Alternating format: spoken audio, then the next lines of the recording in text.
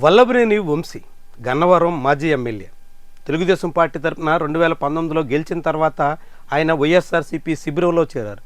దాంతో కక్షగట్టిన టీడీపీ నాయకత్వం ఆయన్ని వెంటాడుతోంది.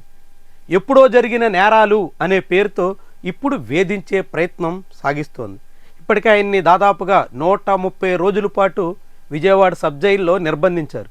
అనేక కేసుల్లో ఆయన బెయిల్ సాధించి ఎటకేలకు మళ్ళీ బయటకు వచ్చారు. ఇటీవల తన పొలిటికల్ యాక్టివిటీ మళ్ళీ ప్రారంభించారు. గన్నవరంలో పాగా వేసే వ్యూహంతో కదులుతున్నారు. పట్టు కోసం ఆయన వేస్తున్న ఎత్తులతో టీడీపీ కూడా ఉక్కిరిబిక్కిరి అవుతుంది. గన్నవరం తెలుగుదేశం పార్టీ నాయకత్వం తీవ్రంగా సతమతమవుతోంది. వల్లభనేని వంశీ ఎత్తుగడలతో తెలుగుదేశం పార్టీలోనే రగడ రాజుకుంటోంది. ఎమ్మెల్యే యార్లగడ్డ వెంకట్రావుకి వ్యతిరేకంగా తెలుగుదేశం పార్టీ శ్రేణులే స్వరం పెంచేసే పరిస్థితి వచ్చేసింది. ఇది గన్నవరంలో తెలుగుదేశం పార్టీ కొంప కొల్లేరు చేసేస్తుందా అనే కలవరం ఆ పార్టీ అధినాయకత్వంలో మొదలైంది.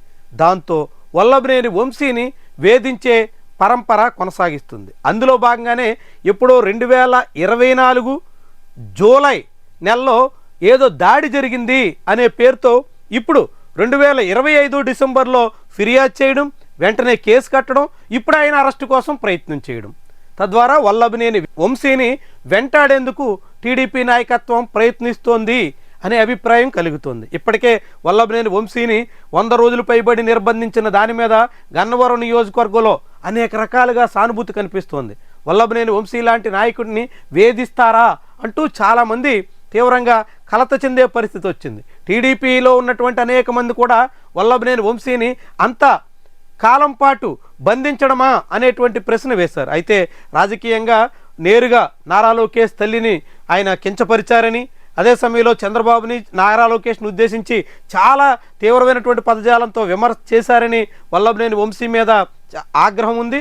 అలాంటి ఒక సెక్షన్ మాత్రం వంశీని మరికొన్ని రోజుల పాటు జైల్లో పెట్టాల్సిందే అనే అభిప్రాయంతో ఉంది. ఆయన బెయిల్ మీద రావడాన్ని కూడా సహించలేని సెక్షన్ టీడీపీలో ఉంది. దాంతోనే ఇప్పుడు మళ్ళీ అలాంటి వాళ్ళని సంతృప్తిపరిచే ఉద్దేశంతో మరోసారి ఏకంగా హత్యాయత్నం కేసు ఆయన మీద నమోదు చేసినట్టుగా కనిపిస్తుంది. 2024 జూలైలో ఘటన జరిగితే 2025 డిసెంబర్ వరకు ఎందుకని ఫిర్యాదు చేయలేదు అంటే ఎవరికీ అంతు పంతు లేదు. అయినా కానీ కేసు ఫిర్యాదుదారుడు రావడం, ఫిర్యాదు చేసేయడం, వెంటనే కేసు కట్టేయడం, ఆయన్ని అరెస్టు కోసం ప్రయత్నం చేయడం, దాంతో ఇప్పుడు మళ్ళీ ఆయన మరోసారి బెయిల్ కోసం న్యాయస్థానాల చుట్టూ తిరగక తప్పని పరిస్థితి ఏర్పడుతుంది.